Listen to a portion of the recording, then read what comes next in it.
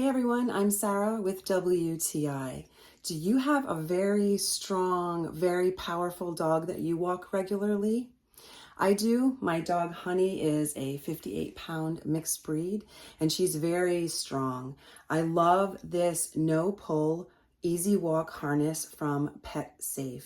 I have it in the large teal. It has a front ring where you attach the leash or lead for your dog, which goes across their chest. So when you're walking your dog, if they decide to pull in one direction or another, it's very easy and very simple to control them. They made it color coded, so the piece that goes under her or behind her legs is a contrasting color. It's gray.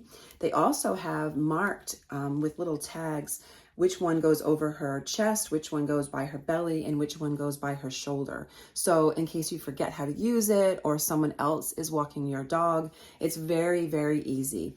It has quick release latches. They are clipped very tight and secure, and they're very easy to release. I'm a very, very happy customer of the Easy Walk harness.